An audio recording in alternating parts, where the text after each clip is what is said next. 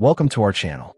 Imagine being judged not by who you are, but by the color of your skin or the clothes you wear, even when everything about you says otherwise. Today's story is about courage, dignity, and the quiet strength it takes to stand up against injustice when the world tries to silence you. Stay with us, because this is a story that everyone needs to hear. Before we dive in, if you find value in stories that inspire change and spark meaningful conversations, please hit that like button, share, and subscribe to our channel. Your support means the world, and we're grateful to have you here.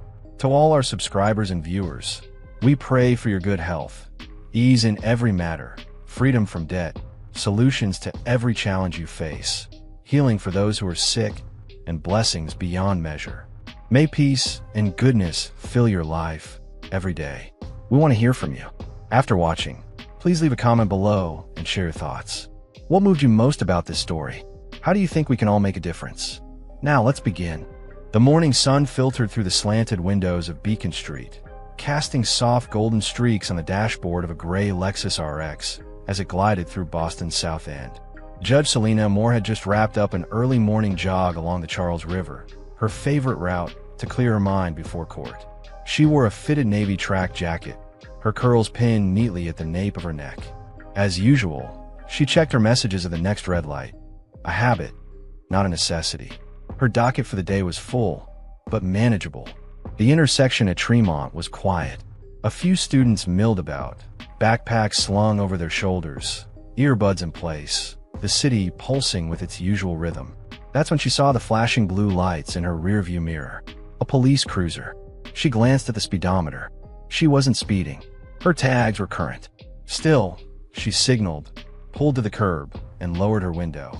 The officer stepped out, adjusting his utility belt. He was young, maybe early 30s, with a rigid stance that hinted more at nerves than authority. His badge read Officer Cole Ramsey. He didn't greet her, just approached, hand resting near his holster. "License and registration," he said. Selena handed both over without hesitation. "Is there a problem, officer?" "You rolled through that stop sign back there," he replied curtly. "I don't believe I did," she said calmly. "But if so, I apologize." He didn't respond. Instead, he took her documents and walked back to his cruiser. She watched him in the side mirror, tapping something into the system, checking her ID. Then he returned. "This registration doesn't match the address on your license," he said. Selena tilted her head slightly. "I moved recently. The DMV hasn't processed the address change yet. The car is registered to me." He looked at her again, eyes narrowing slightly. "Step out of the vehicle." She blinked. "Excuse me." "Step out. Now." A few passers-by slowed their steps. A woman across the street took out her phone. Selena knew this moment. She'd seen it from the bench more times than she could count. The shift from conversation to confrontation, reason to escalation. She removed her seatbelt, opened the door, and stepped out slowly. "I'm Judge Selena Moore," she said, softly but clearly. "I'm on my way to Suffolk County Courthouse." Ramsey paused. It was as if the words didn't register. He didn't lower his hand. He didn't soften. "Face the car," he ordered. She did. Hands on the roof, heart steady. He patted her down. The crowd across the street had grown. Phones were up. Cameras were rolling. After a long, silent minute, another cruiser pulled up. A second officer stepped out. This one older, more composed. Sergeant Elena Vickers. She looked between Ramsey and Selena. Recognition dawned on her face. "Judge Moore?" she asked, walking up quickly. "Is everything all right?" "Apparently not," Selena replied, not turning from the car. Vickers turned to Ramsey, lowering her voice.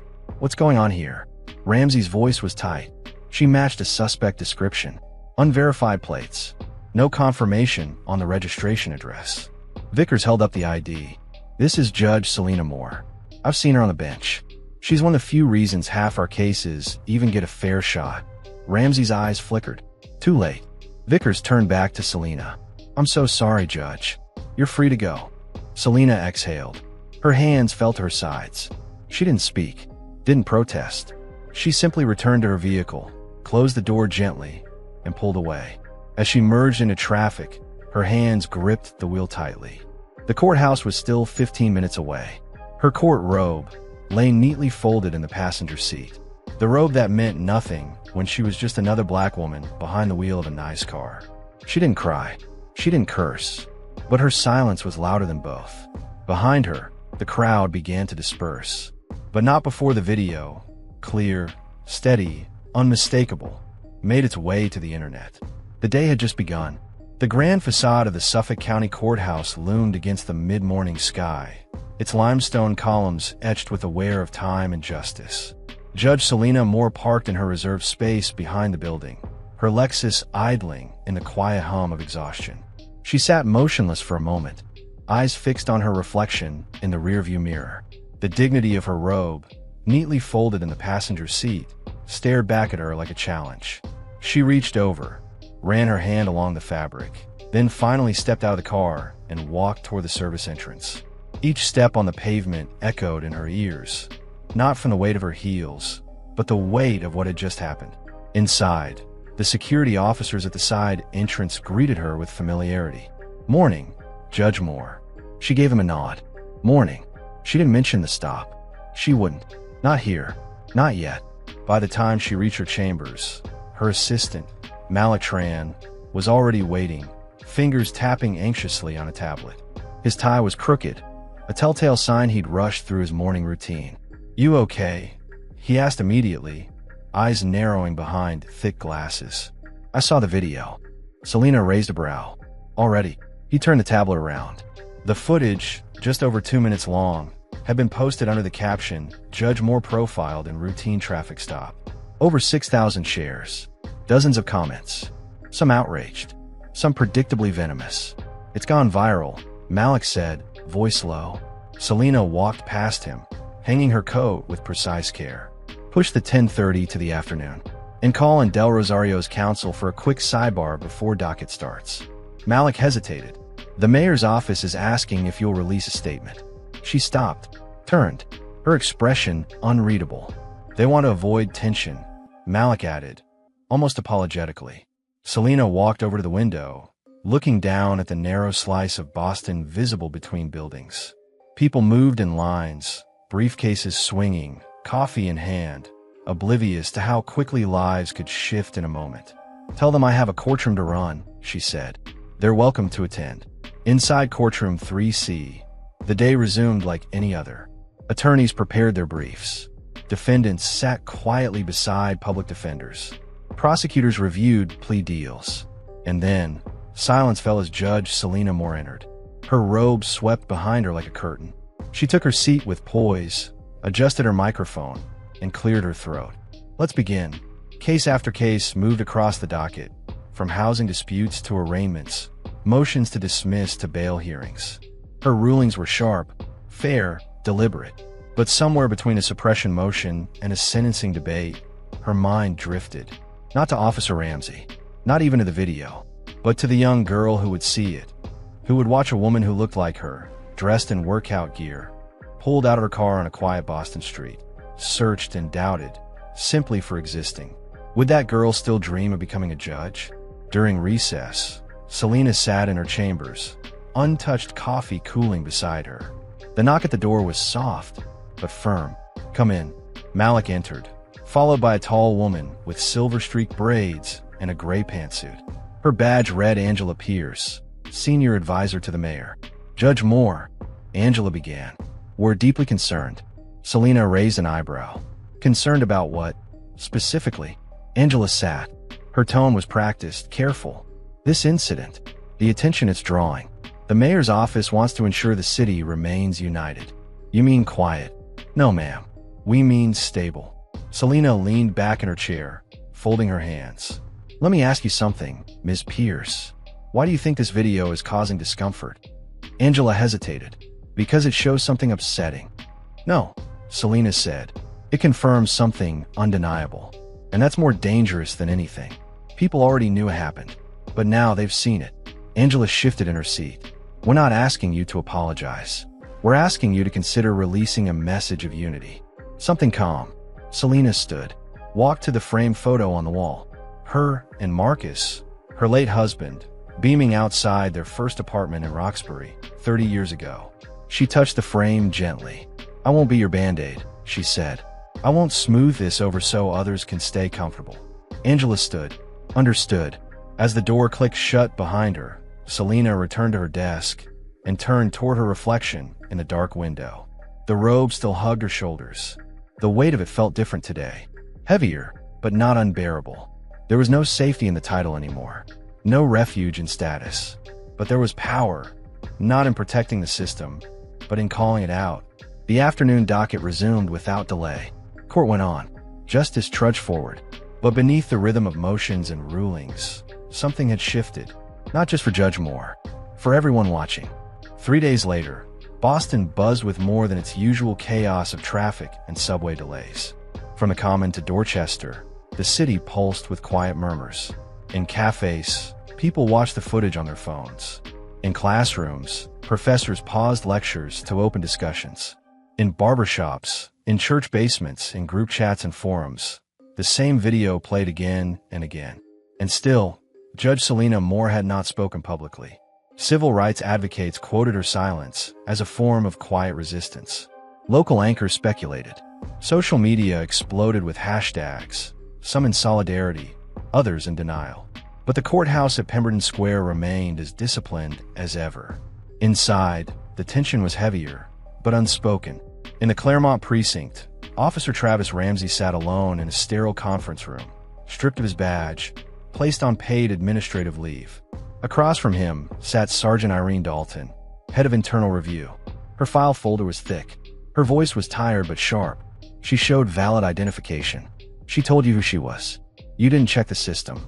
Ramsey stared at his folded hands. His face was pale, his jaw tight. I thought, he began. Dalton raised a hand. Don't say you thought she looked suspicious. He lowered his head. You made a judgment, she continued, based not on behavior, not on threat, but on appearance. That's not policing. That's profiling. He said nothing. Dalton leaned forward, her tone sharper now. Do you know what this did to the department? We are hemorrhaging trust. You handed them proof of everything our critics say we ignore. I didn't mean. She cut him off. You don't get to hide behind intent anymore. That's the difference between a mistake and a pattern. One is a fluke. The other is a habit. Ramsey didn't speak again. That afternoon, Chief Rosalind Mercado stood before a cluster of reporters outside City Hall.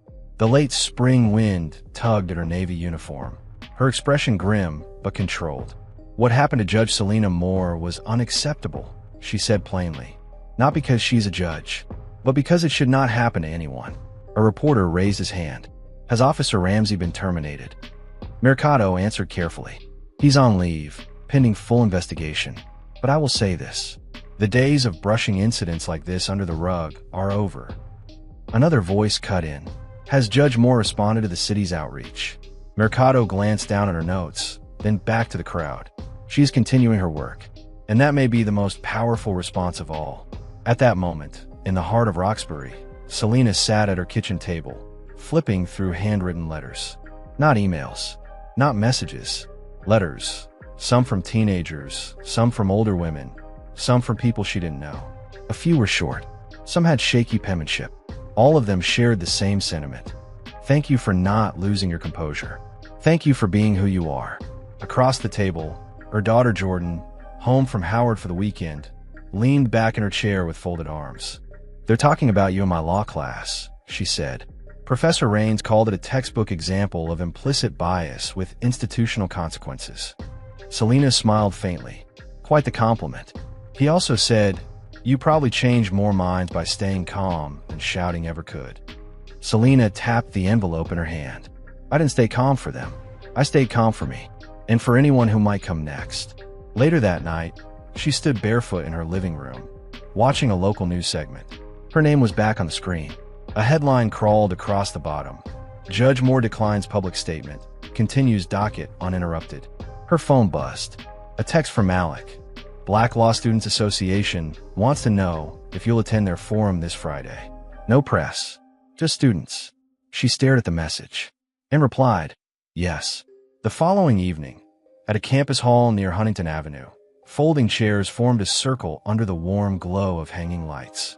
Students filed in slowly, their conversations low, their eyes filled with curiosity and questions. Selena arrived without her robe, without makeup, without anything more than a notebook and a quiet presence. She took a seat in the circle like anyone else. A young man in a Red Sox hoodie leaned forward. "Judge Moore, I've watched the video a dozen times. You didn't flinch. How?" She looked around the circle. Her voice was calm, but full. "When I was 16, she said, my uncle was arrested for a broken taillight, thrown against a cruiser. We watched it happen from a porch. My mother told me, no matter what you become, never forget how fast they forget who you are." A hush fell over the room. Another student asked, "Do you wish you'd reacted differently?" "No," she said after a beat. "But I wish I didn't have to be perfect to be believed." The stillness in the room was thick, but not uncomfortable. It was the stillness of recognition, of something shared and understood. Selena continued, "They tell us to comply, to be polite. But what happens when that's not enough? What happens when even our best behavior doesn't buy us basic humanity?" She looked around the room, one face at a time. "I'm not here to make anyone feel better about what happened. I'm here to say it's real. It's common. And silence only protects the wrong people." A few students nodded. One young woman wiped away a tear. A young man clenched his jaw, holding something in. "Speak up," Selena said, "even when it's inconvenient, even when it makes people squirm. Because respect shouldn't depend on your skin, your job, your car, or your silence." There was no applause, just the deep, steady kind of listening that lingers long after words are spoken. That night, as Selena drove home down Tremont Street, the city lights streaked across her windshield like echoes. She drove the same route, in the same Lexus, wearing the same skin. But this time, there was no fear, no dread in her hands on the wheel, only resolve. She wasn't just driving home. She was carrying the weight of every silent stop that never made news, and the promise that this time, the silence had been broken. The following Monday dawned gray over Boston. Rain streaked down the windows of courthouses and cafes, washing the city in a hush that felt more reflective than dreary. Inside courtroom 3C, Judge Selena Moore began her day the way she always had.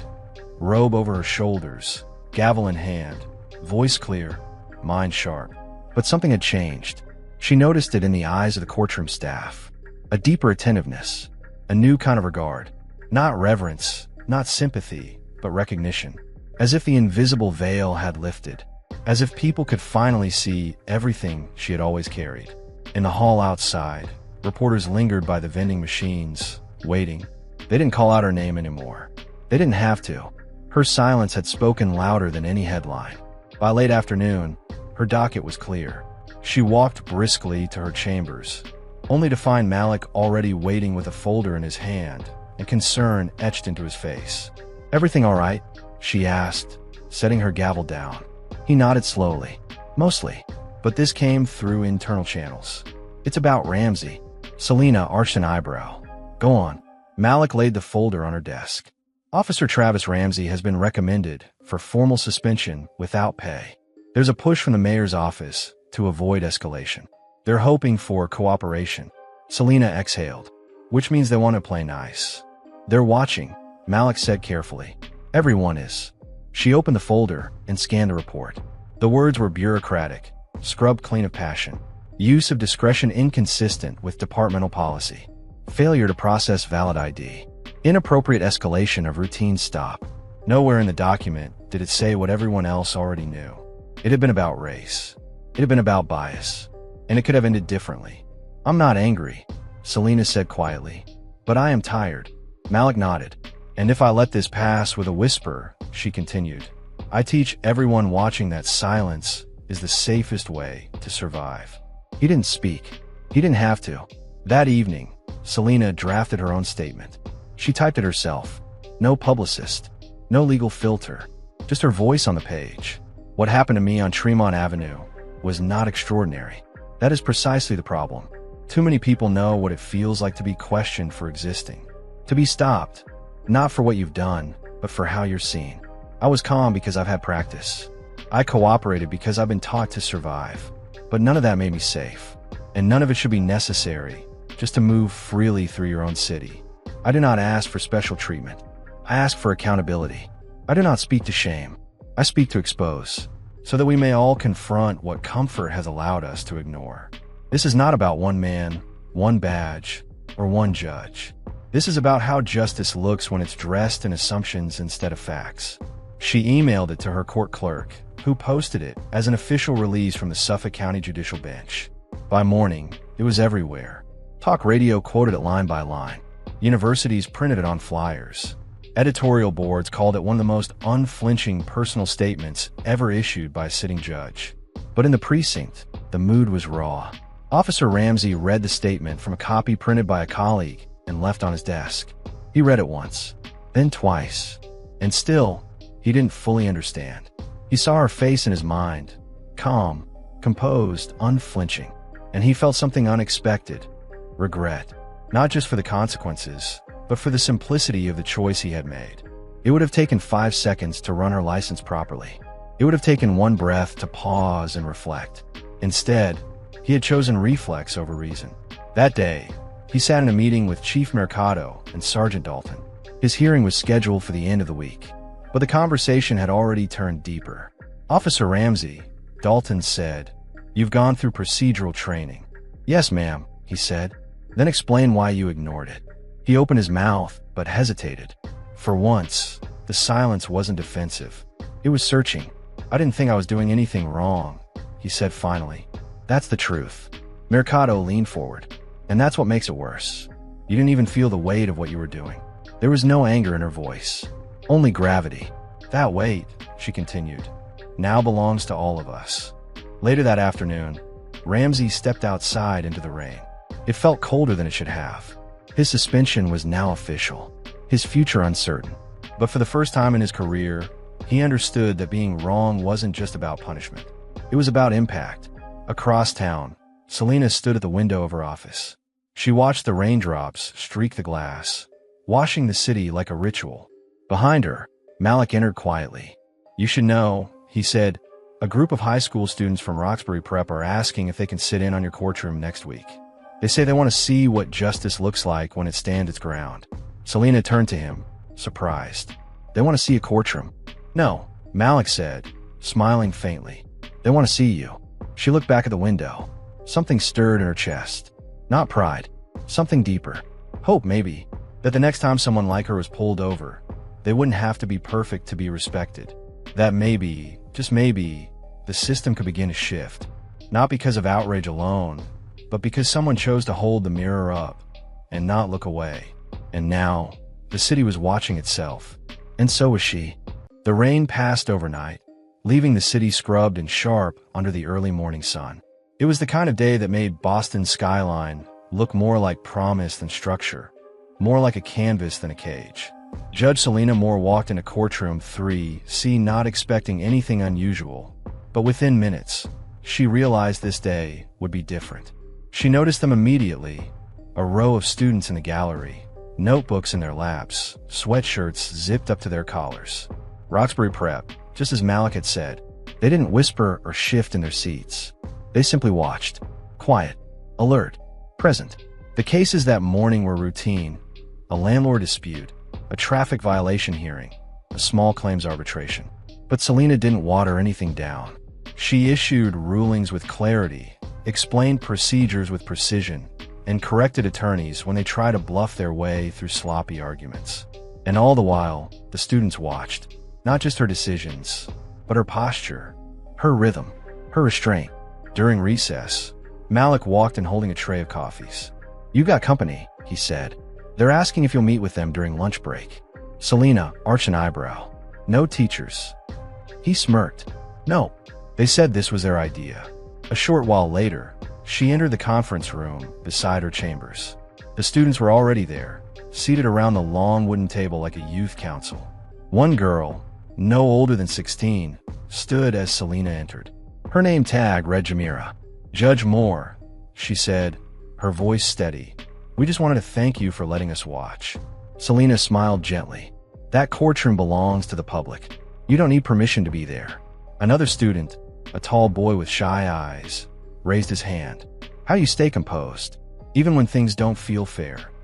Selena took a moment before answering. "I remind myself that emotion isn't the enemy, but it has to serve the moment, not control it." Jamira leaned forward. "Did you always want to be a judge?"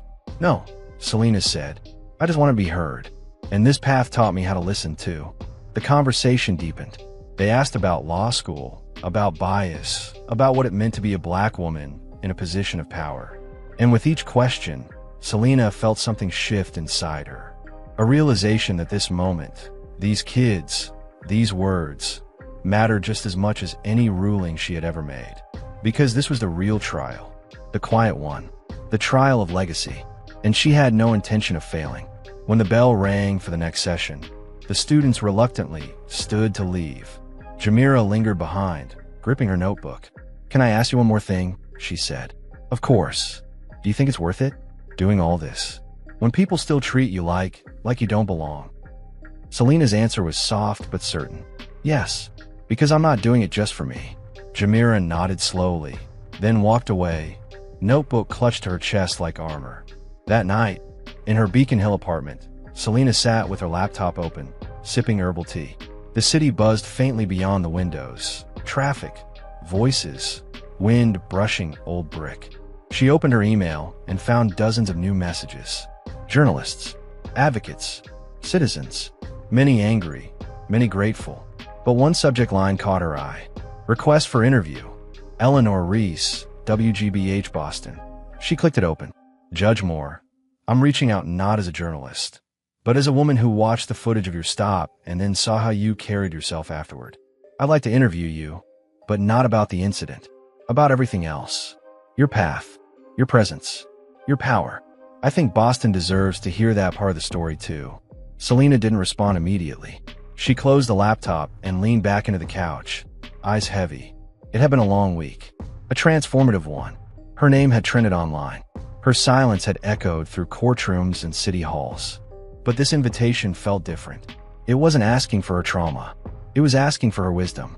A kind of shift was happening. Not fast, not dramatic, but undeniable. Across the city, Travis Ramsey attended his first bias awareness workshop, one required by the department. He walked in with his shoulders tight, defensive, unsure. But something about the stories shared by the instructor, a former public defender, began to chip away at his wall. She didn't lecture. She asked questions. "Why is it," she said at one point, "that some people get the benefit of the doubt and others get the burden of proof?" Ramsey had no answer, only a growing discomfort he didn't know how to explain. Meanwhile, Selena's statement had become required reading in several high school government classes. Students debated it, dissected it, and many wrote essays responding to her final line. "This is not about one badge or one bench. It's about how we move forward from what we see, when we can no longer pretend we didn't see it." But Selena herself wasn't seeking credit. She had always believed that real influence was not about spotlight, but consistency.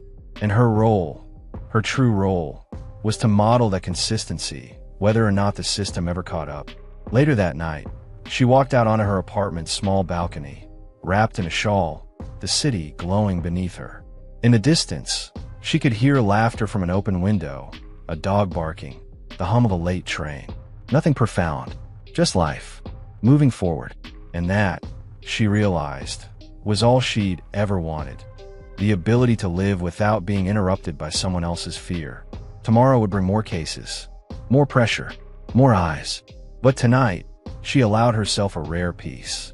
Not because everything was fixed, but because she knew her presence, her persistence, was making cracks in the wall. And cracks let light through. Selena Moore stood just off stage behind the curtain of the WGBH auditorium. She could hear the low hum of the audience filling seats, rustling papers, the occasional cough. The lights were already warming the set, casting amber glows across the floor. And at the center sat Eleanor Reese, poised, calm, holding a slim folder on her lap. There were no flashing cameras, no bright logos. This was Boston's public radio, dignified, focused, and intimate. The invitation had felt like a turning point. Unlike others who had reached out, Eleanor wasn't looking for a headline. She wasn't hoping to stoke outrage or extract pain. She wanted a conversation. And Selena had agreed on one condition: no live stream. Just voices. Just honesty. A producer waved from the wing. 5 minutes. Selena breathed deep and let her thoughts drift, not to the incident itself, but to the silence that had followed. The people who hadn't called.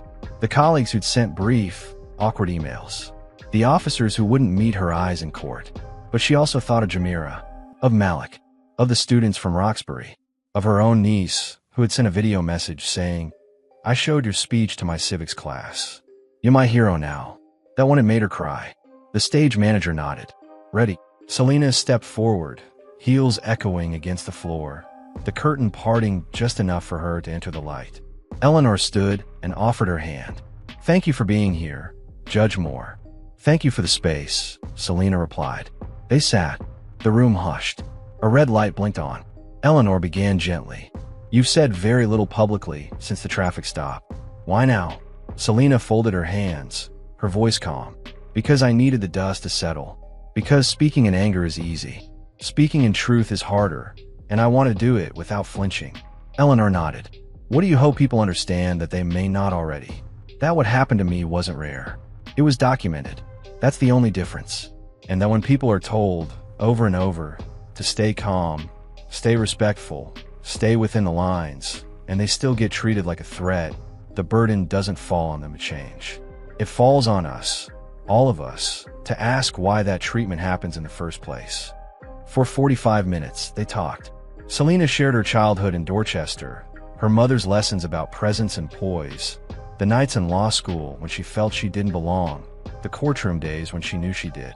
She talked about how authority shapes perception, how silence can protect a lie, and how visibility carries a price that not everyone chooses, but some must pay. "There's a quote I carry with me," she said near the end. It's from James Baldwin. "To be a Negro in this country and to be relatively conscious is to be in a rage almost all the time." But what Baldwin doesn't say is that inside that rage is also hope. We rage because we know better is possible. The lights dimmed. Applause was soft, respectful, real. After the interview, Selena walked through the halls of the studio toward the side exit, coat draped over her arm. As she reached the door, she found a young intern waiting there. She had tight curls and a press badge hanging awkwardly from her neck. "Judge Moore," the girl said. "I'm sorry, I wanted to say thank you." Selena smiled. "You're welcome." The girl hesitated. "It's just, I watched the video a dozen times, and I kept thinking that could have been my mom. Or me, someday. But the way you handled it, it made me feel like I didn't have to be afraid. Just prepared." Selena paused, then nodded slowly. "That's the truth. We don't get to choose how the world sees us, but we can choose how we respond." The girl swallowed, then stepped aside. Selena left into the night, the Boston air sharp and honest on her skin. Back at her apartment, she changed into sweats and made tea, the kitchen lamp casting a soft circle on the table. Her phone buzzed with new messages. Friends, strangers, colleagues. One text stood out, from Travis Ramsey. It simply read, "Watch your interview. Thank you. I'm listening." Selena stared at the screen for a long time. She didn't reply. Not yet. Maybe not at all. But she let herself feel what she hadn't allowed in weeks. Relief. Not because anything was over, but because something had started. The next morning, Boston City Hall held a closed-door session on police accountability protocols. Among the documents passed around was a case study titled "The Moore Stop: Systems, Perception, and the Cost of Bias." Across the Charles River, Professor Hensley at Boston College adjusted her syllabus to include a new required essay. Analyze the intersection of professionalism and prejudice in the case of Judge Selena Moore. In Roxbury, Jamira began outlining her speech for student elections, the title scrawled across the top of her notebook, "We deserve to be believed." And in Courtroom 3C, Selena took her seat behind the bench. The robe, the gavel, the authority, but also the responsibility, the message, the reminder. That change doesn't arrive all at once. Sometimes it shows up in how you hold your ground, and sometimes it echoes in how you carry your name forward, even when others try to diminish it. Morning light filtered through the tall windows of the Boston Municipal Court, casting long shadows across the polished wood floors. Judge Selena Moore sat behind the bench, the weight of the day's docket resting on her shoulders. But today, something felt different. There was a quiet energy in the air, a subtle shift in how people moved and looked at one another. The courtroom buzzed softly as attorneys gathered their notes and witnesses took their seats. Selena adjusted the microphone in front of her and scanned the room. Among the familiar faces sat a young woman named Aisha Grant, a community organizer who had come to observe. She carried the same steady calm Selena remembered from the days after the traffic stop, when small acts of solidarity began rippling through Boston neighborhoods.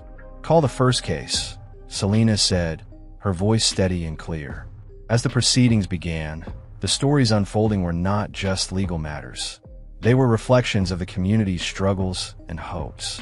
Cases of housing disputes, employment rights, and local civil rights flowed through the courtroom, each one a thread in Boston's complex tapestry. During a brief recess, Aisha approached Selena.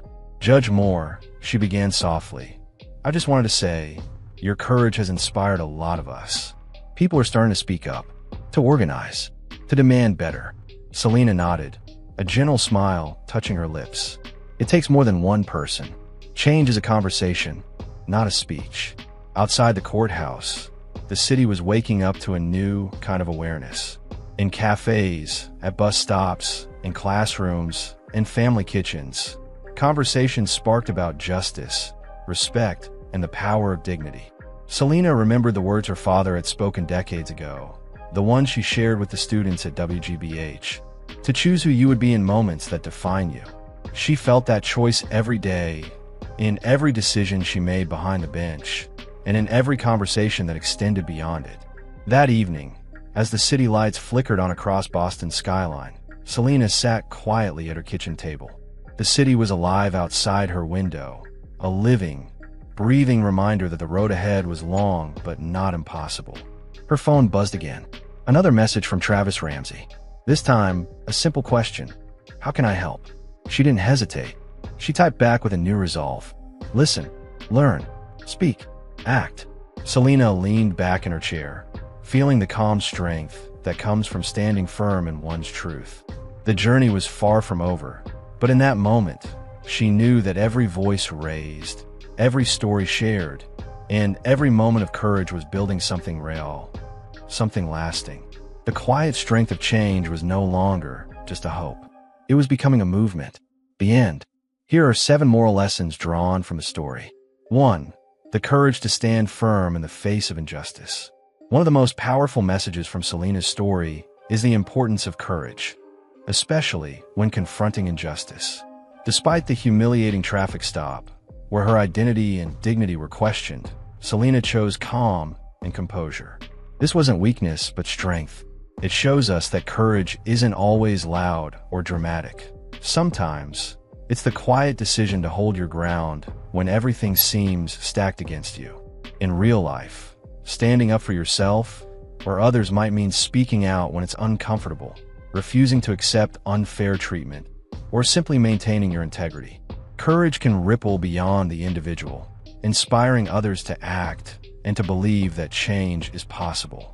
2. Respect and dignity are not privileges but rights. Throughout the story, Selena's experience illustrates a harsh truth. Respect is too often conditional, given only to those who look right or hold a certain status. But the lesson here is that respect and dignity should never depend on race, profession, or appearance. They are universal human rights. The unjust traffic stop exposed the systemic biases that deny these rights to many. Recognizing this is a call to action, to examine our own biases, to treat every person with fairness, and to push for systems that uphold dignity for all, no matter their background. 3. The power of representation and visibility. Selena's position as a judge and the viral video of her traffic stop carried a unique weight because it shattered stereotypes and challenged assumptions. When someone in a position of authority experiences injustice, it sends a powerful message. Representation matters. It gives hope, it educates, and it opens the eyes of those who might not otherwise understand the realities others face. This lesson encourages us to uplift diverse voices and stories, especially from those who have been historically marginalized. Visibility is often the first step toward empathy and systemic change. 4. Systemic problems require systemic solutions. The story is not just about one unfair stop or one officer's mistake. It reveals a pattern embedded in institutions. It reminds us that individual incidents reflect broader systemic issues: racism, bias, and unequal treatment ingrained in policies and practices. The moral here is that to create meaningful change, we must look beyond isolated cases and demand reforms that address root causes. This includes training, accountability, and community engagement. It's a reminder that justice is not just about one verdict, but about reshaping the system to serve everyone fairly. 5. The importance of accountability and responsibility. Officer Halstead's internal affairs meeting and the chief's press briefing highlight a vital moral lesson about responsibility. Holding positions of power means accepting responsibility, not only for our actions, but for the impact those actions have on others. Accountability isn't about punishment alone. It's about learning, growth, and restoring trust. When those in authority accept responsibility, it signals respect for the community and a commitment to justice. Conversely, denying accountability allows injustice to persist. This lesson calls on all of us, leaders, officials, and citizens alike, to embrace responsibility honestly. 6. Silence protects the wrong people. Selena's speech to the students and her decision to speak publicly emphasize that silence can be complicit. When we witness injustice and choose not to speak up, we protect those who perpetrate or benefit from it. The moral is clear. It is not enough to be a bystander. Speaking up, even when it's difficult, creates space for change. It encourages a culture where fairness and dignity are defended. This lesson also acknowledges the risks involved in speaking out, social discomfort, backlash, but stresses that these are necessary steps toward a more just society. 7. True change begins with individual choices. Finally, the story underscores the power of personal agency.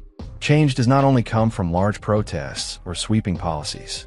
It begins with individual decisions, how we respond in moments that test us, how we treat others daily, and how we refuse to accept inequality silently. Selena's calm and deliberate responses, her choice to educate students and the community, and her encouragement for others to act all highlight that every person can contribute to change. The moral here is hopeful. We all have the ability to be catalysts for justice, simply by choosing dignity, courage, and empathy in our everyday lives. These lessons woven through the story offer profound reflections on justice, dignity, and personal responsibility. They encourage listeners not just to absorb the story, but to live by its truths and push for a more equitable world. Disclaimer: this story is entirely fictional. Any resemblance to real persons, living or dead, or actual events is purely coincidental. The content is created solely for the purpose of providing moral lessons, motivation, inspiration, and learning opportunities for viewers. It is not intended as a factual account or a portrayal of real-life incidents. Thank you for watching and taking the time to listen to this important story. Remember, change often begins with a single voice willing to speak up and a single act of courage in the face of silence. If this story moved you, please give it a thumbs up and share it with others who need to hear it. Don't forget to subscribe for more stories that challenge, inspire, and empower us all. Your comments matter. Keep the conversation going below. Together, we can build a community that stands for justice, respect, and understanding. May you continue to walk in strength and grace, and may the lessons here inspire you to be a light in your own world. Until next time, take care and stay hopeful.